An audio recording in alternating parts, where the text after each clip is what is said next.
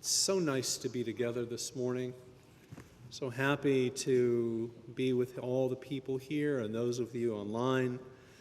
And how special was it to see people from Israel and Greece all celebrating with us today. So here's a question. How do you say computer in Russian? Computer. How do you say computer in Spanish? Computadora, thank you very much. How do you say computer in Japanese? Computer. And I learned this morning from Nava's grandmother, who speaks Greek, that the way you say computer in Greece is computer. Globalization has affected every aspect of our lives, including our language. As most technological advances have been made in America, it makes sense that English terms related to electronic wonders would make their way around the world in their original form. The fact is that our language reflects our living reality. That would explain why in the Inuit language spoken by the Arctic indigenous population of Alaska, Canada, and Greenland, that there are 90 terms for snow. The language is a reflection of their reality. Which language do you think has the greatest number of words for rain? I would have thought the English, but I would have been wrong. The Japanese language has 50 nouns for rain. It rains a great deal in Japan, and Japanese people evidently love to talk about the weather. Okay.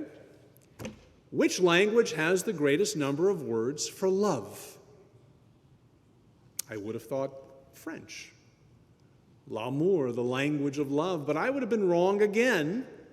The answer is actually Sanskrit, the sacred language of Hinduism. It's an ancient language. It has 96 words for love. Who knew that Sanskrit was actually the language of love?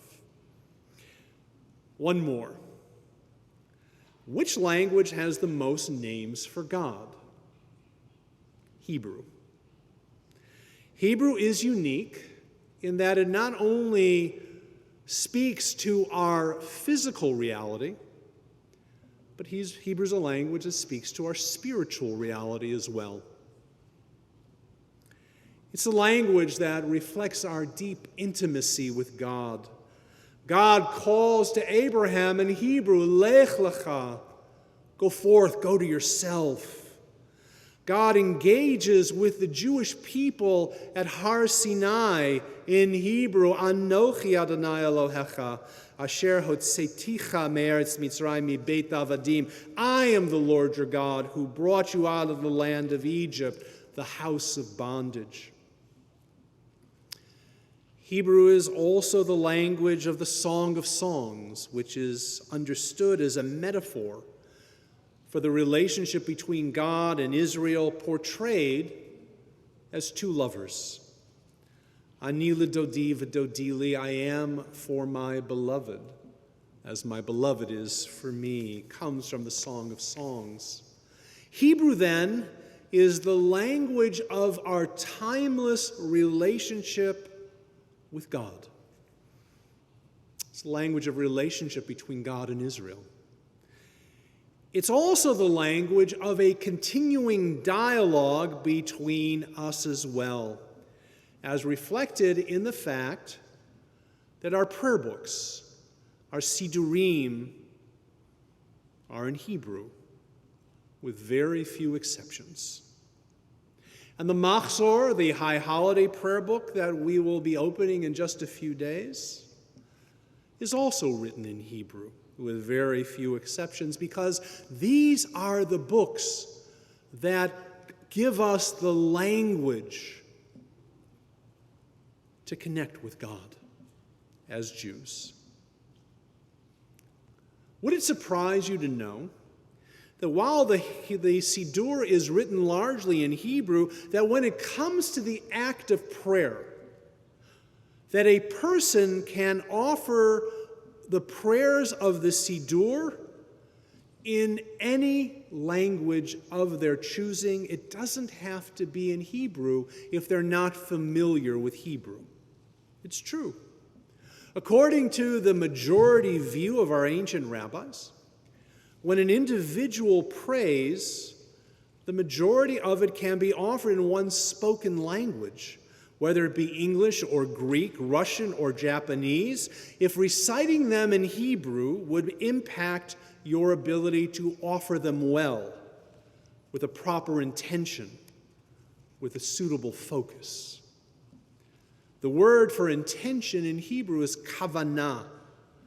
There's a famous saying of an 11th century philosopher, Bachya ibn Pakuda, who encapsulates the thinking of our rabbis on the topic, prayer without kavanah is like a body without a soul. And so throughout the Talmud, the rabbis argue that because a prayer like Shema here also means understanding, that the worshiper must understand what they are saying, so you can say the Shema in Hebrew or you can say it in English. When it comes to the Amidah, the standing prayer, the rabbis argue that because this prayer contains a request for God's mercy, we need to know what we're saying so that we will offer this request properly. It has to come from our hearts. So the Amidah can be recited in any language. The more you study the rabbis on the subject, the more that it appears that they are doing everything possible to ensure that a person can understand the words of prayer, even if it means reciting our most intimate prayers in a language other than Hebrew. It might have also been a response to the moment when Jews were being exiled throughout the world. Different languages were being spoken.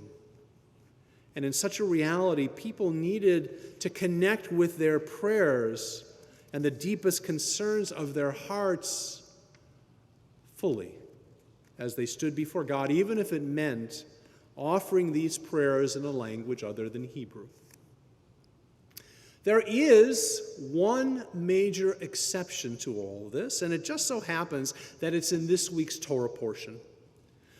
This morning, our Bat Mitzvah, Nava, taught us about the power of memory when it comes to the celebration of first fruits. The Torah makes clear that this is much more than an agricultural festival, but a moment of national memory.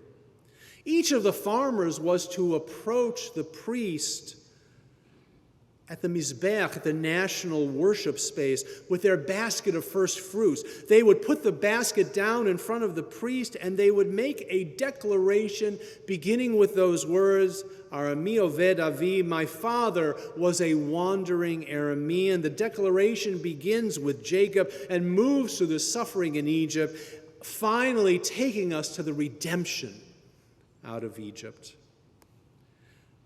Vayvienu el hamakom hazeh vayiten lanu et haaretz hazot eretz zavach chalav udvash. God brought us to this place, gave us this land, a land flowing with milk and honey. Wherefore I now bring the first fruits of the soil of which you, O Lord, have given me. And you leave it before the Lord your God, and you bow low before the Lord your God. What's interesting is that according to our tradition, these 5 verses, this formula of memory, must be recited in the temple in Hebrew.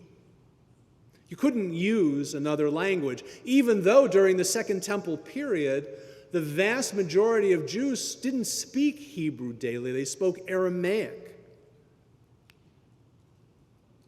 Here the rabbis were strict. Here the priests were strict. And they look to the language of the Torah, and they say it must be offered in Hebrew. Now I ask you, What do you think happened in the realia of that time? I won't make a guess. I'll just read the mission of the rabbinic accounting. At first, those who were able to recite this formula on their own did so, while those who could not were assisted by a prompter. When the latter group, out of embarrassment, because they needed the prompter, ceased to bring their first fruits, the procedure changed so that everybody was led by a prompter.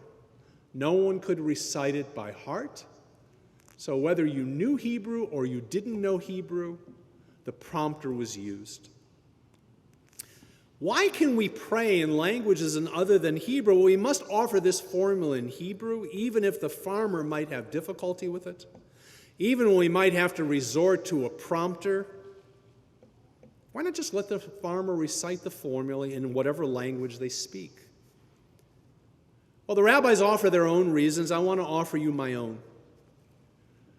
This moment before the altar was a moment of national memory, as if to say that this is not your story, my story, it is our story. It's our central narrative. We share it with every Jew on earth and every Jew who ever lived. This is the story that connects us to one another across time and space. And I believe that the rabbis direct us to recite this in Hebrew, not because it was originally given in Hebrew, but because our story should be delivered in our national language, the language that connects Jews together. I offer this lesson about language and the use of Hebrew as we approach the high holidays. Tonight, we'll gather for Slichot. Beginning at 9:30, we will hear a unique service that reintroduces us to the high holiday liturgy, its melodies, its words, as our congregation will be led by Cantor Rachel Brooke for the first time on the high holidays. I offer this teaching of our tradition regarding prayer in languages other than Hebrew to encourage you to make liberal use of the beautiful English translations of our Machzor, enhanced by its insightful interpretations. For according to our tradition, what remains paramount is each of us has the opportunity to pray from the depths of our hearts in the best possible way for each individual. But I also want you to feel free to make use of the transliterations on the page, because when we sing as a community, it will largely be in Hebrew. Like the formula of the first fruits, the Machzor is the prayer service for the Jewish people, not just for the people of the Anshe Emet synagogue. Avinu Malkeinu, we say, our Father, our King, not Avi Malki, my Father, my King. We may offer the meditations of our hearts as individuals, but when we stand in prayer, we stand as one people. And just as we tell the story of our national identity in Hebrew, we pray aloud in a language that we share with each other and our ancestors. On these days of awe, we pray as one people before the God who brought us out of Egypt in our national language. As a result, we chant the same words of Kol Nidre that will be chanted in Moscow. When we say, Mi Chiyeh, Mi Amut, who will live and who will die, we are saying the same words as Jews in London or in Salonika. When the cantor chants Hineni, she offers the same Hebrew words that will be chanted by leaders of Jewish congregations in Cape Town and Jerusalem. We are one people standing before God, praying in our ancient language. In the same way that we tell our core story in the language that it was given, so too on the day that we stand before the throne of the Almighty, we speak in the intimate language of God in Israel, Hebrew, a language that breaks down the walls of time and connects us in the realm of space. Hebrew brings us together as one people during these days of celebration and judgment, links us to our God, as we say in our Machzor, in a language that has bound us together for thousands of years. Ki anu amecha, ki ata Eloheinu. For we are your people, and you are our God. Shabbat Shalom and Shana Tova.